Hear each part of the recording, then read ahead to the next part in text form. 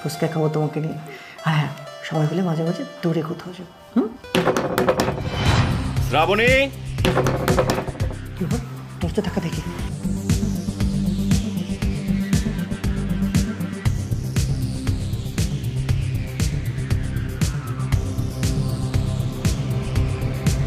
লুকাও লুকাও লুকাও, যাও কোথায় লুকাবো সেটা বল।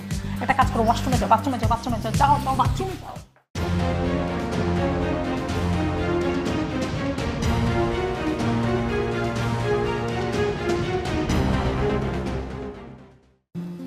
শ্রাবণী, আজকে তোমার সঙ্গে আমার দেখা হলো 2 বছর পর।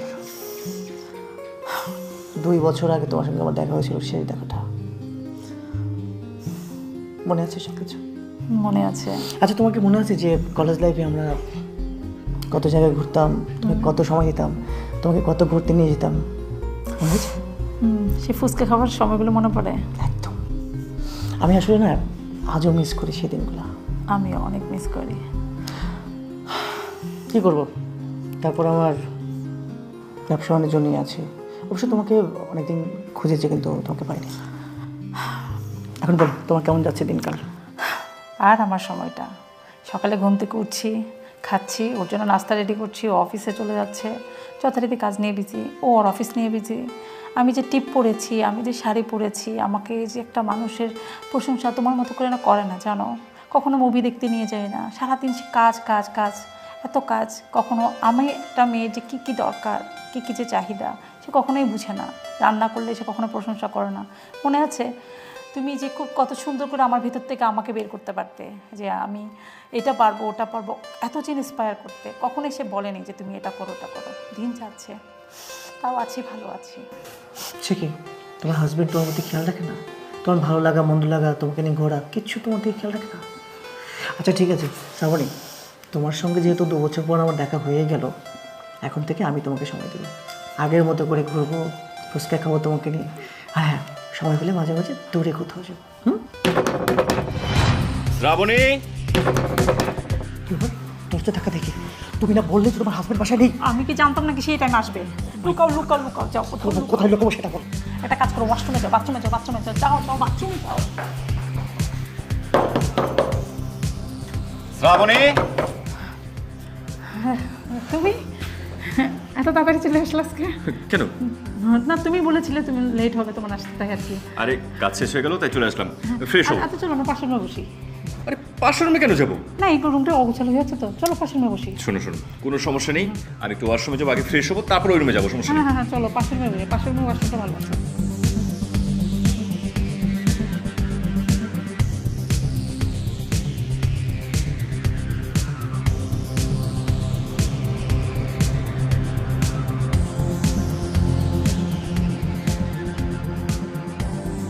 কি ব্যাপার, গেল কই? এ বাড়িতে কেউ আছেন? বাড়িতে কেউ আছেন? এই, তাড়াতাড়ি আসো তো। বাড়িতে কেউ আছেন? কি ব্যাপার ভাই, কি হয়েছে এখানে? ভাই, আপনার বাসায় একটা মেয়ে ঢুকছে, আপনি দেখছেন? কি বলতেছেন? আমাদের বাড়িতে মেয়ে ঢুকবে কেন? আর আপনি কে? ভাই, আমি যেই হই, কিন্তু আপনাদের বাড়িতে একটা মেয়ে ঢুকছে, এটাই সত্যি।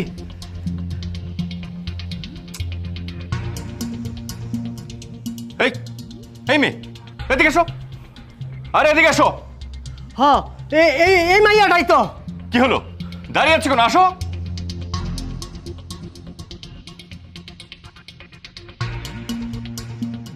এই মেয়ে তো? জি ভাই, এই মেয়ে। এই কি সমস্যা? তুমি এখানে পলালে কেন? ভাই সমস্যাটা কি বলুন তো? ঘটনাটা কি আমি আপনার কইতাছি। এর হাজবেন্ড থাকা সত্ত্বেও সে আরেকটা পরপুরুষের সাথে পরকীয় করে। আমার হাতে নাতে ধরা খাইছে, দুইটাই দুই দিকে দৌড়াইয়া, আর এইটাই আইছে আপনাকে বাড়ির ভিতরে। কি পরকীয়া?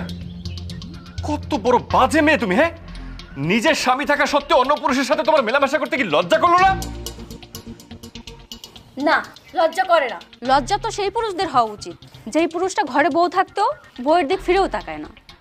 শুনুন তাহলে, আমাদের বিয়ে হয়েছে 5 বছর, কিন্তু আমার হাজবেন্ড আমাকে কখনো জিজ্ঞেস করে না মুস্কান তুমি কেমন আছো, কখনো বলে না মুস্কান তুমি খেয়েছো কিনা, মুস্কান চলো একটু ঘুরতে যাই, বা আমি একটা ড্রেস পরলে বলে না কখনো তুমি তোমার দেখতে কেমন লাগে, বা কপালে একটা টিপ পরলে বলে না যে তোমাকে দেখতে অনেক সুন্দর লাগে টিপ পরলে। সারাদিন কাজকর্ম নিয়ে ব্যস্ত থাকে, কখনো বলে না মুস্কান এখানে বসো, আসো আমরা গল্প করি। আমিও তো একটা মেয়ে মানুষ, আমারও তো শখ আহ্লাদ থাকতে পারে, চাহিদা থাকতে পারে, কিন্তু সেটা কখনোই পূর্ণ করে না। এখন আপনিই বলেন আমার কি করা উচিত? বুঝতে পেরেছি বোন, আসলে তোমাকে বলার মতো কোনো ভাষা আমার এই মুহূর্তে নেই। আসলে প্রত্যেকটা পুরুষের উচিত তার বউকে পরিপূর্ণভাবে ভালোবাসা, তার বউকে কোন ড্রেসটাতে ভালো লাগবে, তার বউ কোন খাবারটা খেতে পছন্দ করে, তার বউ কোথায় যেতে পছন্দ করে, এইসব ব্যাপারে আসলে প্রত্যেকটা পুরুষের খেয়াল রাখা উচিত। আরে আমরা তো পুরুষ মানুষ, সারাদিন কাজ করবো, এটাই স্বাভাবিক, তাই না? কিন্তু তারপরেও ঘরে যে মানুষটা থাকে সে তো একটা পুরুষের উপর নির্ভর করে থাকে। তাকে যদি ঠিকমতো ভালোবাসা দিয়ে, আদর দিয়ে, যত্ন দিয়ে সব কিছু মেনটেন করা যায়, তাহলে আমার মনে হয় না কখনো একটা মেয়ে অন্য কোনো পুরুষের কাছে যাবে। আসলে আমাদের মতো পুরুষরা না এসব কেন করে আমি বুঝি না। যাই হোক ভাই, আপনি তো নিজের চোখে সবকিছু দেখলেন, সবকিছু শুনলেন। আমি আপনাকে বলি কি, এই বোনটাকে বাড়িতে নিয়ে যান, ওর হাজবেন্ডের সাথে আপনি একটু কথা বলেন, ওর মনের ভিতরে যে কষ্টগুলো আছে সেই কষ্টগুলো তার সাথে শেয়ার করেন। দেখবেন ওদের মধ্যে আর কোনো ঝামেলা থাকবে না, কোনো অশান্তি থাকবে না। ঠিক কইছেন ভাই, আপনি যাই কইছেন আমি ঠিক তাই করবো। আমি ওর হাজবেন্ডের কাছে ওরা সুন্দরভাবে বুঝাই দেব, আর কমু ওরা সুখে রাখতে। বোন, তুমি একদম মন খারাপ করো না, ভাইয়ের সাথে তুমি বাড়িতে চলে যাও, দেখবে তোমার সংসারটা একদম আগের মতো ঠিক হয়ে যাবে। যাও। চলো ভাই।